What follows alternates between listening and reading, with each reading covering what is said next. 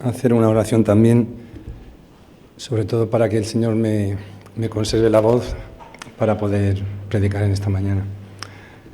Señor, te doy gracias por tu palabra, por esta palabra que has puesto en mi corazón, Señor, para compartir y para transmitir a tu iglesia, Señor. Te pido que tú me guardes la voz para poder dar este mensaje, Señor, y llevarlo a cabo, Señor.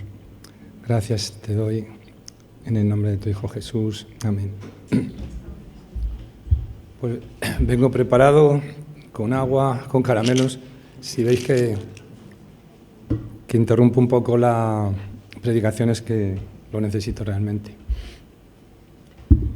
Y además he pedido también la ayuda a Ruth porque hay que leer varios textos y no quiero tampoco forzar demasiado la voz y luego tener problemas. Bueno, pues quería empezar la predicación con una salutación, cosa que otras veces creo que no he hecho. Quería decir buenos días, Iglesia. Gracias por vuestra respuesta, porque somos Iglesia. Todos los que estamos aquí, o la mayor parte, somos Iglesia. Y me preguntaba también cómo, me venía el pensamiento, ¿no? ¿Cómo saludaría a Pablo? ¿Cómo sería su salutación a los colosenses, a aquellos que no conocía, pero que tiene una gran carga por ellos, ¿no? Bueno, pues vamos a ver parte de esto. Y vamos a seguir con la epístola a los colosenses. Hoy el texto que nos toca es Colosenses 2, del 1 al 7. Lo he titulado Cristo es suficiente. Y voy a hacer una introducción quizá un poco larga, pero bueno, creo que es importante también transmitir lo que el Señor ha puesto en mi corazón. Hemos visto al comienzo de la epístola de Colosenses que tiene una parte doctrinal, cristológica, importante, que compartió Ángel con nosotros.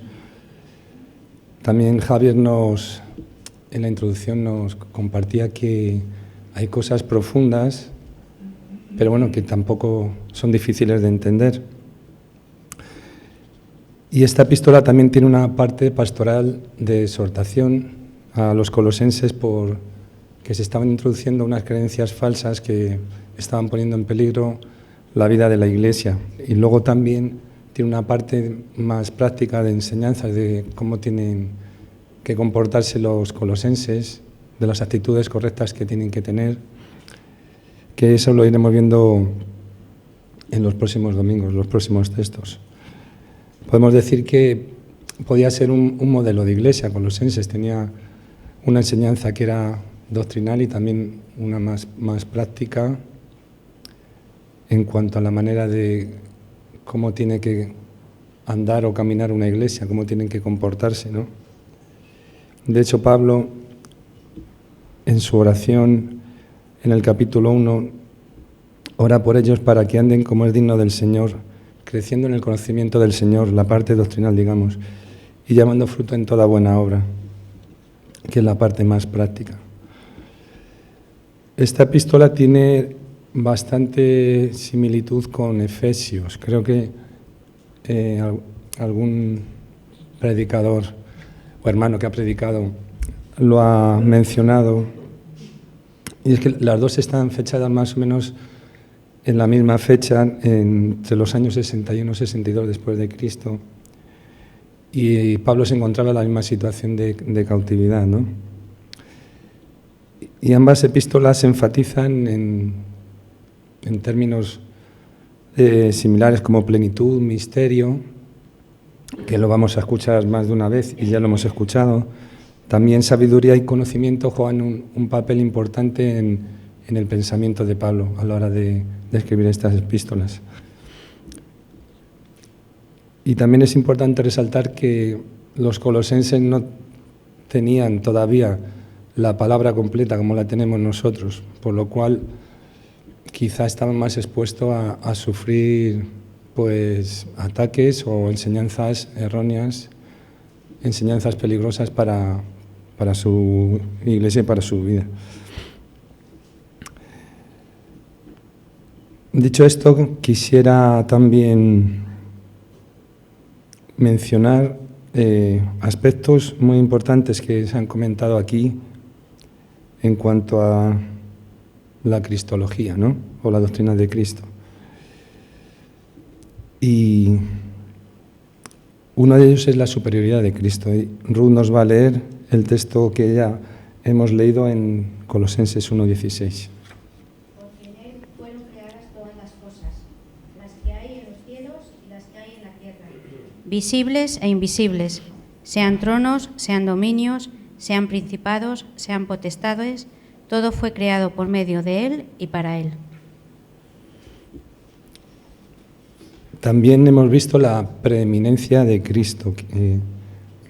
Ángel lo compartió también en su predicación y está en Colosenses 1:15.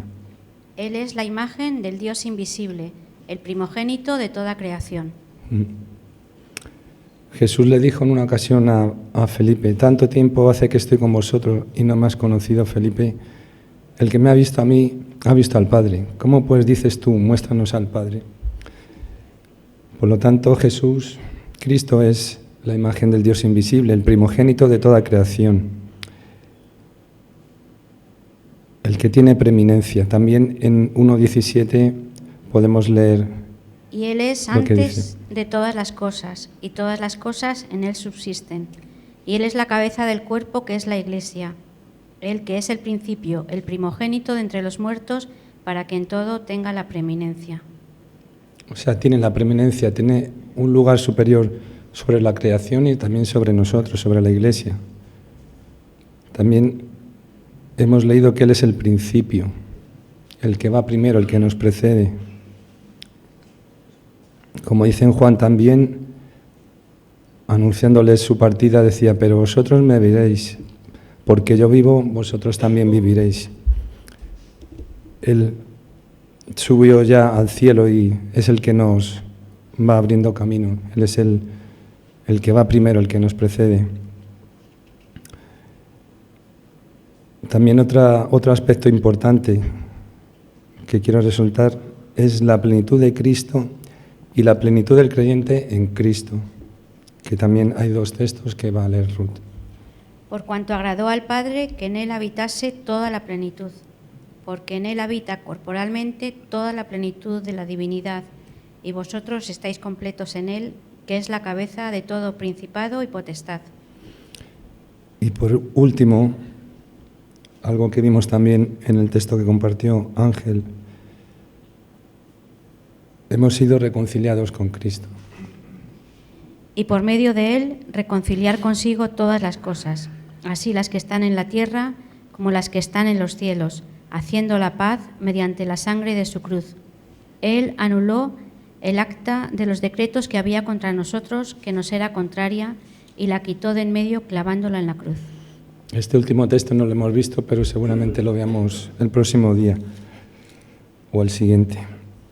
Un texto, un versículo, no está completo, pero es tremendamente impactante lo que dice. Y Vicente compartía el domingo pasado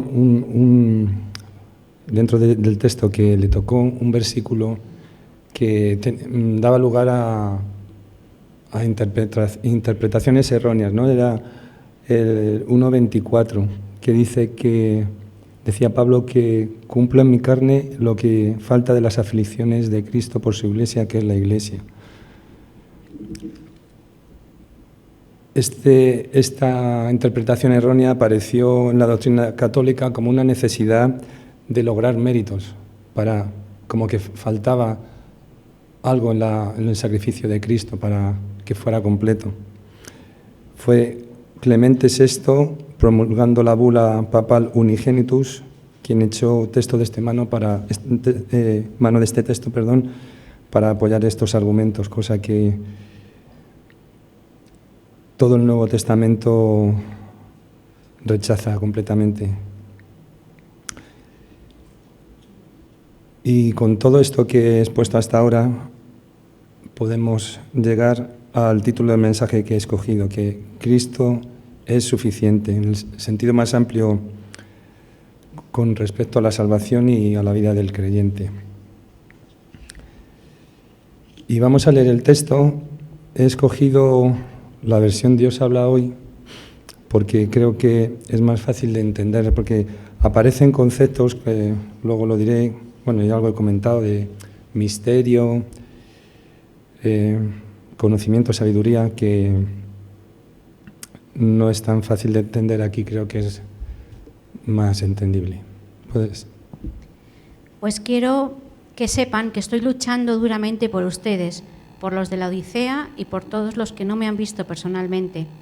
Lucho para que reciban ánimo en su corazón, para que permanezcan unidos en amor y enriquecidos con un perfecto entendimiento que les permita comprender el designio secreto de Dios, que es Cristo mismo. Pues en Él están encerradas todas las riquezas de la sabiduría y del conocimiento. Esto se lo digo a ustedes para que nadie los engañe con palabras seductoras, pues aunque no estoy presente entre ustedes en persona, lo estoy en espíritu, y me alegra ver que tienen orden y que se mantienen firmes en su fe en Cristo. Por eso, habiendo recibido a Jesucristo como su Señor, deben comportarse como quienes pertenecen a Cristo, con profundas raíces en Él, firmemente basados en Él por la fe, como se les enseñó, y dando siempre gracias a Dios. Bueno, vamos a ir analizando versículos por versículos. Son 7 en total. Vamos a ver los dos primeros, en el que Pablo subraya que está luchando duramente por los colosenses, ¿no? Alguien lo ha definido de la siguiente manera, ¿no? La contienda del amor de Pablo, porque esa lucha era profundamente, espiritual, y porque amaba a los colosenses, a quienes no conocía. Él no conocía personalmente a los colosenses, sí que había recibido noticias de ellos, por eso les escribe y les da ánimos, ¿no? Pero no los conocía personalmente. Él está pensando en los creyentes de esa zona del Valle del Lico, donde estaban las ciudades de la Odisea, Hierápolis y Colosas, imaginándolos en su mente y en su corazón, porque, como vuelvo a decir, no los conocía. Y esto se traducía en una lucha y una carga espiritual por aquellos que necesitaban ser guiados y preservados en la fe. ¿Y qué lucha sostenía Pablo? Pues por un lado era una lucha de no poder estar con ellos, no podía verles, no podía defenderles en persona, por así decirlo.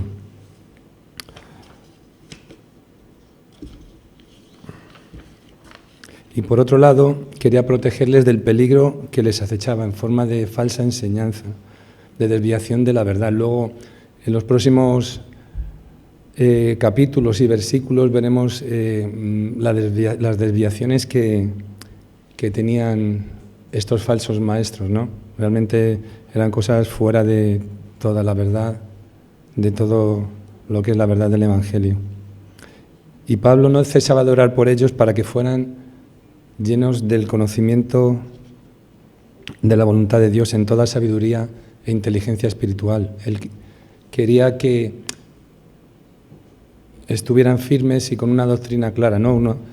Una guía clara en cuanto a su fe en el Señor. Y él está luchando, lo dice, para que sus corazones sean confortados. La palabra que aparece aquí es parakalein, que quiere decir algunas veces consolar y otras veces exhortar, pero siempre incluye la idea de capacitar a una persona para hacer frente a los peligros con confianza y coraje ante alguna situación difícil.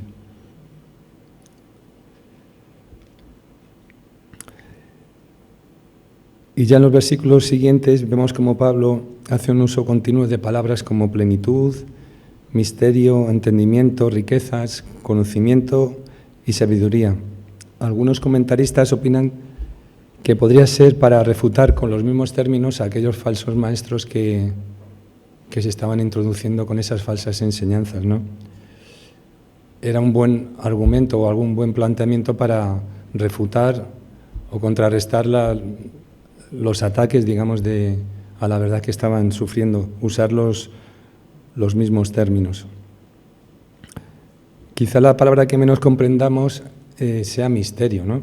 Porque lo asociamos como a suspense o algo que está oculto y ha de desvelarse, pero como hemos leído en la versión de Dios habla hoy, se refiere al designio secreto de Dios, que es Cristo mismo, que nos ha sido revelado y estaba siendo revelado a los gentiles.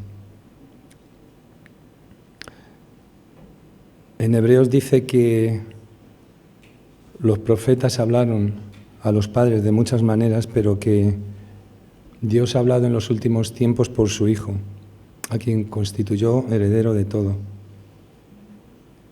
Y Dios quiere que todos los hombres sean salvos y vengan al conocimiento de la verdad. No es un misterio, como lo podemos entender, es darnos a revelar el designio secreto de Dios, que es Cristo entre nosotros, ¿no?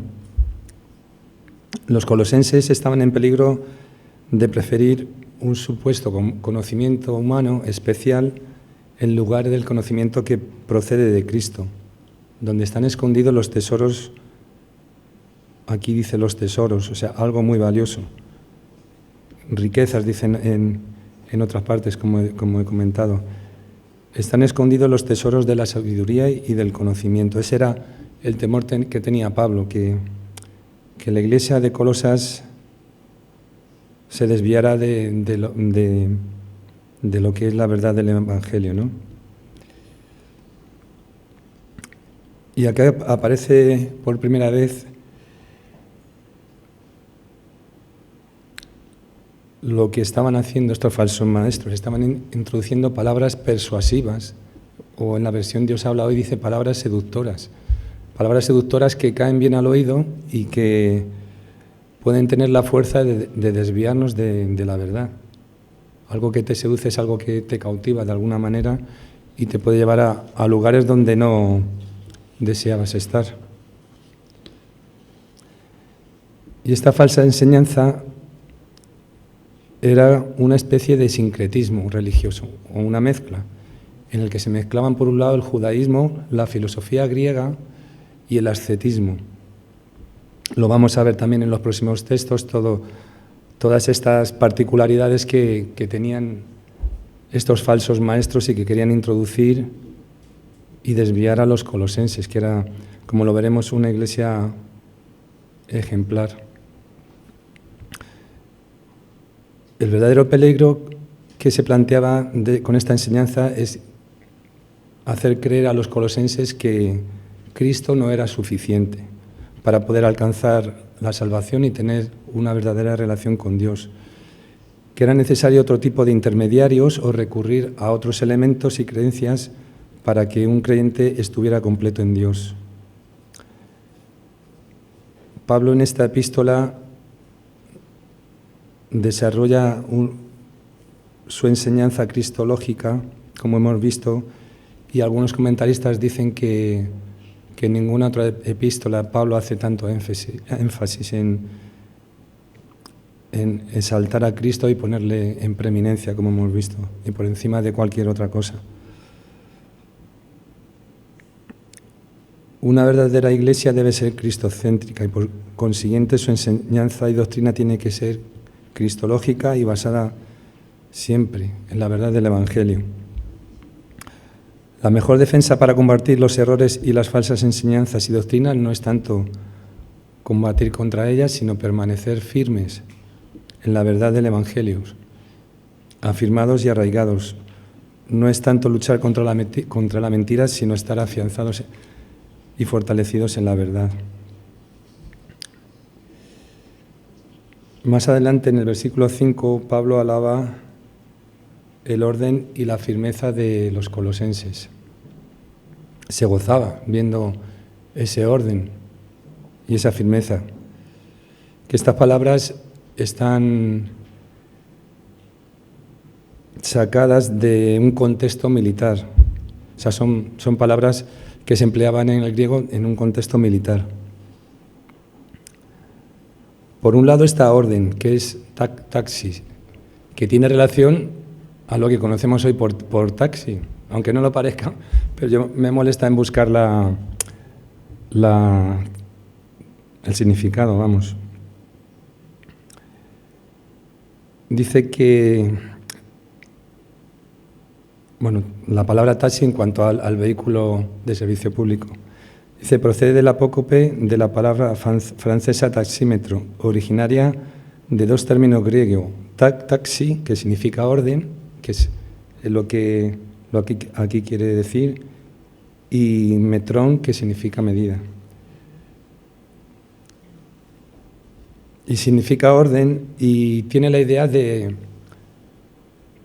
en un regimiento militar o en un ejército, yo recuerdo que yo hice la mili también, hace ya muchos años, que nos ordenaban, pues nos mandaba el sargento formar en fila y teníamos que estar todos bien alineados, como alguno asomara la oreja por detrás, pues ya rápido te corregía, ¿no?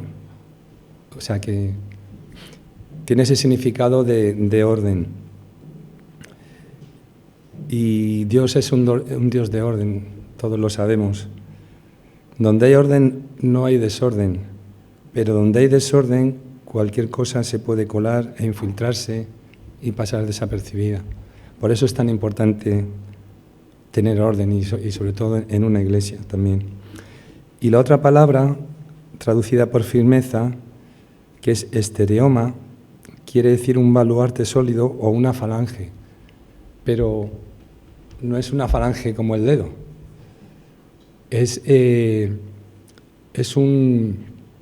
una táctica que tenían los ejércitos, los griegos y los romanos, de estar alineados. Creo que Josué nos iba a poner para que veáis cómo es. Era una táctica de estar todos los ejércitos alineados, bien unidos, con las lanzas o las armas que tuvieran y avanzar. Era una táctica que usaban para vencer al enemigo. Y este es el sentido que se le da de algo firme e impenetrable, ¿no? Orden y firmeza. Les está agradeciendo Pablo por ese comportamiento, ¿no? Ahí está. Estaban todos, que yo no sabía qué falange era esto. Yo siempre falange, pues también imaginaba que era la falange del dedo, pero no tiene este significado de estar unidos y ser de alguna manera inquebrantables. Y ya en los últimos versículos, el 6 y 7, Pablo les está exhortando a andar como es digno del Señor. Es una exhortación que aparece en más textos de la Biblia. Debemos andar como Él anduvo, ¿no? Como es digno de Él, agradándole en todo. Y debemos comportarnos, como traduce la versión que hemos leído hoy, la de Dios habla hoy, debemos comportarnos como quienes pertenecen a Cristo, ¿no? No podemos dar una imagen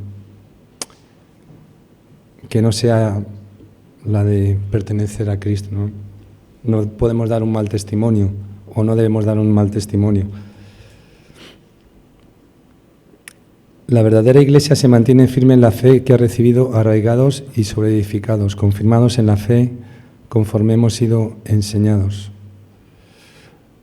No hay que buscar ni dejarnos llevar por las modas del momento, en corrientes de pensamiento o tradiciones que nos pueden atraer y desviarnos de la centralidad del Evangelio, que es Cristo mismo.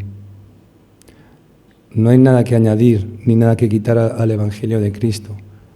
Cristo es más que suficiente, como algunos lo definen. Es más que suficiente como creyentes y como Iglesia para estar completos en Él. Porque como hemos visto en la introducción, Cristo es superior a cualquier cosa creada. Cristo tiene la preeminencia. La Iglesia y cada creyente tiene plenitud en Cristo, estamos completos en Él, hemos leído. Y también Él nos ha reconciliado por medio de su sacrificio y no necesitamos añadir ni quitar nada. Estamos completos en Él.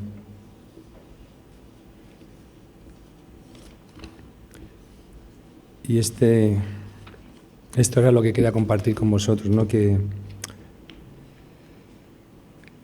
meditemos y que pensemos que todas estas cosas, ¿no? Profundas, ¿no? Que son tesoros para nosotros, que Cristo es suficiente. No busquemos en otras cosas, no pensemos en otras cosas. No nos distraigamos con otras cosas. Cristo es todo en nosotros y estamos completos en Él. Que el Señor os bendiga.